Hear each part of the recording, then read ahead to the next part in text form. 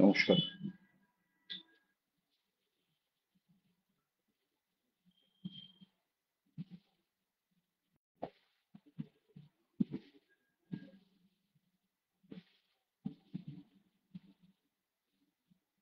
নমস্কার, শুভ সন্ধ্যা। অনেকদিন পরে বোধহয় এবার লাইভে আসলাম। কয়েকদিন আগেও বলেছিলাম যে লাইভে আসবো, কিন্তু তখন বিশেষ একটি কারণে আসা সম্ভব হয়ে ওঠেনি। তো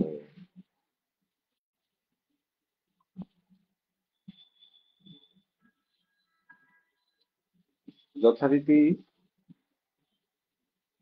কজন দেখছেন কজন দেখছেন না সেটা নিয়ে খুব একটা চিন্তিত নেই, কিন্তু একটা রেসপন্স পেলে ভালো হয়, যে আমার কথা শুনতে পাচ্ছেন কিনা। একটু রেসপন্স পেলে বুঝতে সুবিধা হয়।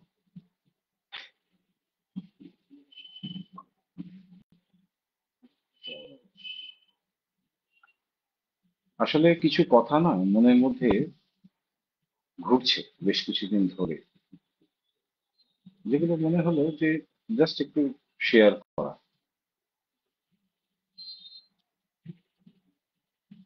আমরা জীবনের নানা মুহূর্তে নানা পরিস্থিতির মধ্যে দিয়ে যাই, কখনো ভালো, কখনো মন্দ, কখনো চলছে। আবার অনেক সময়তে আমরা নানা কারণে নিজেদের নিয়ে বা পারিপার্শ্বিককে নিয়ে এত ব্যস্ত হয়ে পড়ি যে আমাদের আর প্রিয়জনের দিকে হয়তোবা সেভাবে একটু ফিরে দেখা, একটু নজর করা, একটু লক্ষ্য রাখা, সেটা হয়ে ওঠে না। আসলে আজকে হলো বুধবার। আজকে 9 দিন হলো আমার বৃহত্তর পরিবারের এক সদস্যকে অকালে হারিয়েছি, এবং সেই অকালে হারানোর পর থেকেই না মনে হচ্ছিল যে কিছু কথা একটু বোধহয় বলার প্রয়োজন আছে। তার কারণ অনেক সময়তে না আমরা অনেক সংকেতকে চিনতে ভুল করে ফেলি, আর কখনো কখনো সেই ভুলের মূল্য অনেক বড় দিতে হয়। দেখুন, আমি মনস্তত্ত্ববিদ নই, আমি ডাক্তার নই, আমি কাউন্সিলর নই, আমি অতীব সাধারণ একজন মানুষ। তো সেই পরিপ্রেক্ষিতেই যেগুলো মনে হয়েছে সেগুলোই শেয়ার করা। সেটা হচ্ছে, জীবনের একটা সময় এসে মানুষ বোধহয় অনেকের মধ্যেও খানিকটা একা হয়ে পড়ে, এবং তার সেই একা হওয়ার নানা সংকেত নানাভাবে আমাদের কাছে আসতে থাকে, যে সংকেতগুলো আমরা হয়তো অনেক সময় তো অতটা খেয়াল করি না, অথবা অনেক সময় সেগুলোকে গুরুত্ব দিই না, অথবা ভুল বুঝি। দু একটি কথা বলি। এই যে এখনই বললাম না যে আমার বৃহত্তর পরিবারের এক সদস্য অকালে চলে গেল, সে নিজেই বিদায় নিল। 43 বছর বয়স, ছোট্ট একটি বাচ্চা আছে, 14 বছর বয়স।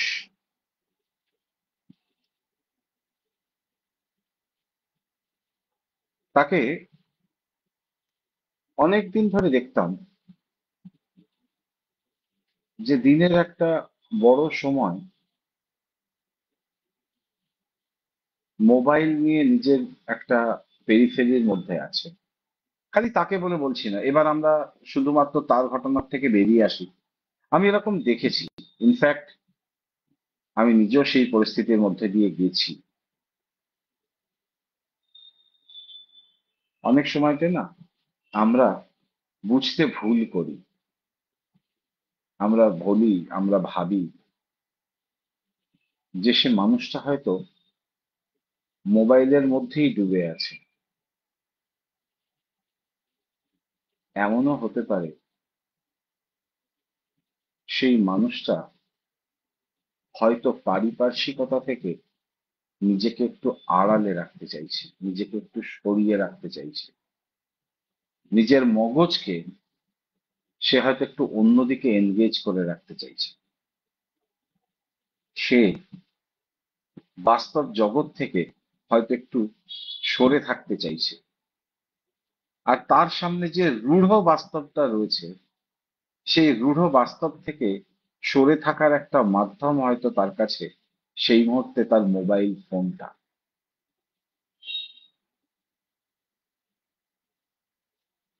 আমরা যখন জীবন যাপন করি নানা রকম ভূমিকা পালন করি।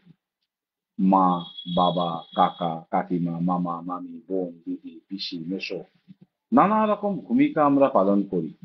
এবং যার কাছে আমরা যে রূপে পরিচিত থাকি, যে রূপে তারা আমাদেরকে জানে, তারা হয়তো সেই রূপের প্রতিফলন বা প্রতিভূ হিসাবে আমাদের কাছ থেকে তেমনটাই আশা করে। যে আশা পূরণ করা হয়তো অনেক সময় আমাদের পক্ষে সম্ভব হয়ে ওঠে না। তো সেই জন্য যে দু একটি কথা আমার বলার, তার মধ্যে একটি হচ্ছে যে কাউকে যদি দেখেন যে সে মোবাইল নিয়েই সারাক্ষণ হয়তো ডুবে আছে, তার মানে সবসময় হয়তো এটা নয় যে মোবাইলের নেশা তাকে গ্রাস করেছে। এমনও হতে পারে সে মানুষটা হয়তো ভিতরে ভিতরে খুব একা। সে মানুষটা হয়তো তার চারপাশের যে সেই মুহূর্তের পরিস্থিতি, তার থেকে সে হয়তো একটু সরে থাকতে চাইছে, সে হয়তো একটু এড়িয়ে থাকতে চাইছে। সেই কারণে মাধ্যম হিসাবে বেছে নিয়েছে মোবাইল ফোনটা। এটা একটি কথা। আরেকটি যে আমার উপলব্ধি,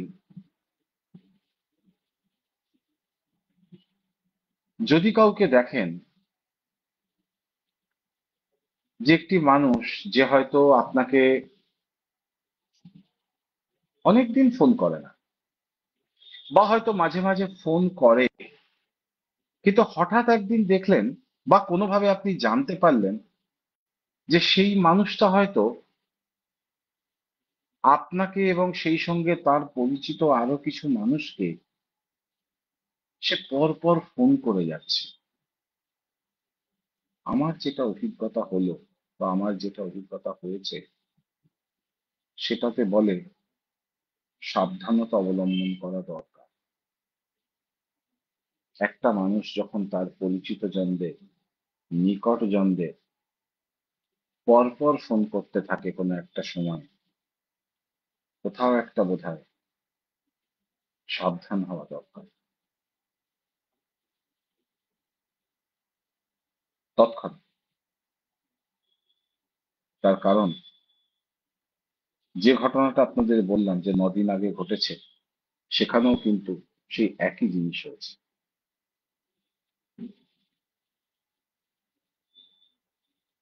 আর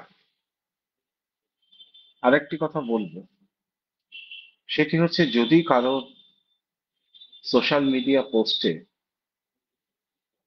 দেখেন যে কোথাও একটা ডিপ্রেসিভ কথা,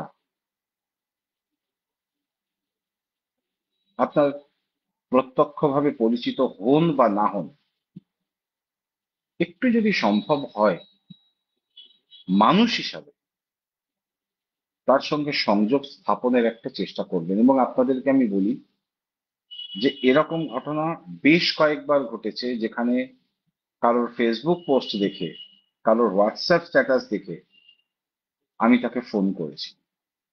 যেখানে যোগাযোগ করতে পারিনি বা ফোন নাম্বার ছিল না সেখানে, মানে এটা হয়তো শুনলে খুব অবিশ্বাস্য মনে হবে, হয়তো সে এই স্টেটের বাসিন্দা নয়, অন্য স্টেটের বাসিন্দা, সেই স্টেটে আমার যদি কেউ পরিচিত থাকে, আমি তার সঙ্গে যোগাযোগ করেছি। তার যদি ফোন নাম্বার না থাকে, মেসেঞ্জারে, ফেসবুক মেসেঞ্জারে বা অন্য কোনো ভাবে নিজের পক্ষে তার কোনো পোস্টের কমেন্টে গিয়েও তার সঙ্গে যোগাযোগ স্থাপনের চেষ্টা করেছি, এবং তার মাধ্যমে আমি চেষ্টা করেছি সেই মানুষটির কাছে পৌঁছানো। স্পেসিফিক ঘটনা মনে পড়ছে না, কয়েক মাস আগের ঘটনা। একজন, তিনি পোস্ট করেন, এই স্টেটের নয়, তিনি পোস্ট করেন যে তিনি একটি আহ বাজে কিছু করতে চলেছেন, বাজে কোনো ঘটনা ঘটাতে চলেছেন। আমি পর পর ফোন করতে থাকি, যত ফোন নাম্বার আমার কাছে ছিল, সেখান থেকে তার সঙ্গে কন্ট্যাক্ট করার কোনো উপায় পাওয়া যায় না। শেষ পর্যন্ত সেই রাজ্যের পুলিশের কন্ট্রোল রুমকে ফোন করি। সেই পুলিশের কন্ট্রোল রুম থেকে, যে এলাকার সেই মানুষটি, তিনি একটি কলেজের অধ্যাপক, তো যে কলেজের অধ্যাপক সেই সেই এরিয়ার লোকাল থানার ফোন নাম্বার জোগাড় করি, এবং তারপর সেই থানাতে ফোন করি ইত্যাদি। মানে অন্তত এইটুকু মনের একটা, বলতে পারেন, একটা জায়গা থাকা, যে আমি আমার দ্বারা যতটা সম্ভব চেষ্টা করেছি। আর এক্কেবারে আমার ব্যক্তিগত জীবনের একটা দুটো কথা বলেই আমি শেষ করব। সেটা হচ্ছে, একটা অদ্ভুত বিষয় কি জানেন, যারা আমাকে ব্যক্তিগতভাবে চেনেন জানেন, এমনকি ফেসবুক বন্ধুদের মধ্যেও যারা আমাকে ব্যক্তিগতভাবে চেনেন জানেন, তারা জানেন যে কতখানি বড় প্রতিকূলতার মধ্যে দিয়ে আমাকে চলতে হয় বা চলতে হচ্ছে। মাঝে মাঝে মন খারাপ লাগে না, হতাশ হই না তা নয়, কিন্তু অদ্ভুত ভাবে ভিতর থেকে না একটা একটা মেসেজ আসে যে আগামীকাল সকালটাই অন্যরকম হতে পারে, আগামীকাল সকালটাই অন্যরকম হতে পারে। এবং ট্রাস্ট মি, বিশ্বাস করুন, আমার জীবনে অনেকবার এই জিনিসটা হয়েছে, যখন আমি মনে করেছি যে আর কোনো আলো কোথাও নেই, কোথাও আশার কিচ্ছু দেখা যাচ্ছে না, সেই মুহূর্তেই হঠাৎ করে নতুন একটা পথ খুলে গেছে। এবং আপনাদেরকে বলি, গত মাসের শুরুতেই, অক্টোবর মাসের শুরুতেই ঠিক এরকম একটা ঘটনার সম্মুখীন আমি হয়েছিলাম। আমি জানি না ঘটনাটা এখানে বিস্তারিত বলা কতটা যৌক্তিক হবে বা অযৌক্তিক হবে। আপাতত আমি বলছি না, তখন আমি একটু দ্বিধাগ্রস্ত আছি ঘটনাটা বিস্তারিত এখানে বলাটা ঠিক হবে কিনা। শুধু এইটুকু বলি, যখন আমার মনে হচ্ছিল যে আমি কি করব, সামনে কোনো পথ নেই, অদ্ভুতভাবে তখন একটা নেগেটিভ কারণেই আমার কাছে ফোন আসে, এসএমএস আসে। অন্তত এটুকু বলি যে আমার কাছে ফোন বা নেগেটিভ মেসেজ এই আসে যে আপনার অ্যাকাউন্টটাকে ব্লক করে দেওয়া হয়েছে, ইত্যাদি ইত্যাদি। তো তারপরে আমি যাই, এবং গিয়ে দেখা যায় যে কারণে আমার অ্যাকাউন্টটাকে ব্লক করা হয়েছিল, 3 বছর পিরিয়ড হয়ে গেছিল, সেই ঘটনার পরিপ্রেক্ষিতেই আমার সামনে আরেকটা ওপেনিং খুলে যায়, অনেক বড় ওপেনিং। এবং সেই নেগেটিভ এসএমএস, সেই নেগেটিভ ফোন, সেটা কিন্তু আমাকে সার্ভাইভ করার মতো আবার একটা জায়গা দিয়ে দেয়, পৌঁছে দেয়। যেটা কিন্তু এখান থেকে, আমি যখন বাড়ি থেকে বেরোই তার আগে পর্যন্ত, আগের মুহূর্ত পর্যন্ত আমি জানতাম না যে সামনে গিয়ে আমার যে এই দুশ্চিন্তার জায়গাটা, সেটা কেটে গিয়ে বরঞ্চ একটা নিশ্চিন্ততার, আপাত নিশ্চিন্ততার একটা জায়গা তৈরি হবে।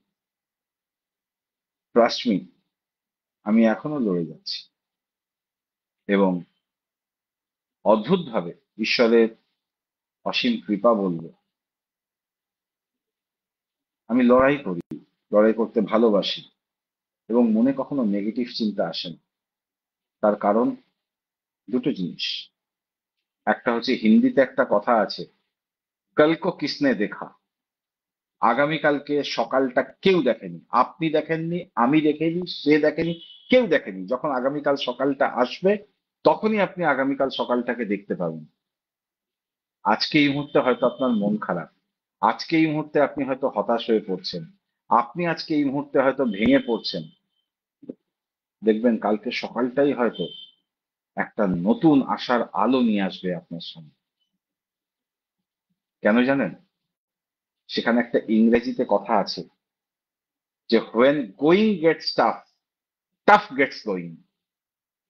when going gets tough, tough gets going. অতএব দুটি কথা, হাল ছেড়ো না বন্ধু, বরং কণ্ঠ ছাড়ো জোরে। এবং আরেকটি কথা সকলের জন্য বলবো, যদি মন খারাপ লাগে, যদি একা লাগে, যদি ডিপ্রেসড ফিল হয়, কাছেই কারো একখানা হাত ধরো, কাছেই কাউকে তোমার বন্ধু করো। এখনো এরকম মানুষ আছে, এখনো এরকম মানুষ আছে, যে মানুষটা হয়তো দেখবেন আপাতভাবে সে মানুষটা হয়তো খুব ভালো মানুষ নয়, সে মানুষটা হয়তো আপাতভাবে খুব স্বার্থপর, সে মানুষটা হয়তো খুব কৃপণ, সে মানুষটা হয়তো 2 নম্বরই, সে মানুষটা হয়তো আরো অনেক বাজে বাজে গুণ আছে। কিন্তু হঠাৎ করে দেখবেন আপনার বিপদের সময়, আপনার ক্রাইসিসের সময় হয়তো সেই মানুষটাকেই আপনি সব থেকে বেশি করে আপনার পাশে পাবেন। অতএব ভেঙে পড়া নয়, এবং কোনো কিছুর আশা করে নয়, একদম আশা না রেখে, প্রশংসার দাবি না রেখে, কোনো এক্সপেকটেশন না রেখে কারোর পাশে যদি দাঁড়ানো সম্ভব হয়, সে চেষ্টাটাই করুন। এবং করুন না, আমরা যেন করি, আপনি আমি আমরা সবাই যেন করি। এবং এর মধ্যে যদি আপনি একটি সংসারকেও বাঁচাতে পারেন, দুটি সংসারকেও যদি আপনি সেভ করতে পারেন, দেখবেন তার মতো আনন্দ আর কিছুতে নেই। এবং ঈশ্বরের অসীম কৃপায় এই সৌভাগ্য বেশ কয়েকবার পেয়েছি, যেখানে তারা বলেছেন যে,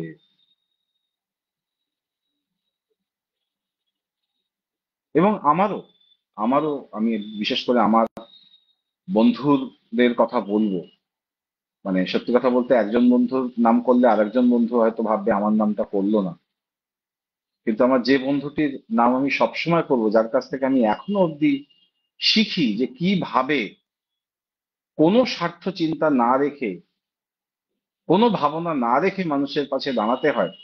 এবং সে মানুষ মানে কি, আপন বা পর। এবং আমরা বাড়িতেও বলি যে তোমার সুখের সময়, তোমার ভালোর সময় হয়তো তুমি ওকে পাশে পাবে না, কিন্তু তোমার বিপদে, তোমার অসময়ে তুমি সব সময় তাকে পাশে পাবে। আমার বন্ধু নীলাঞ্জন, আমার ছোটবেলার বন্ধু, প্রাইমারি স্কুলের বন্ধু। তা ওর কাছ থেকেও আমি অনেক কিছু শিখেছি যে কিভাবে মানুষের পাশে দাঁড়াতে হয়। তো জানি না, হয়তো অনেক প্রাসঙ্গিক কথা বললাম, হয়তো অনেক অপ্রাসঙ্গিক কথা বললাম, কিন্তু বিশ্বাস করুন আমি আমার হৃদয়ের কথা বললাম। সবাই ভালো থাকবেন, শুভরাত্রি। আমরা যেন সবার পাশে দাঁড়াতে পারি।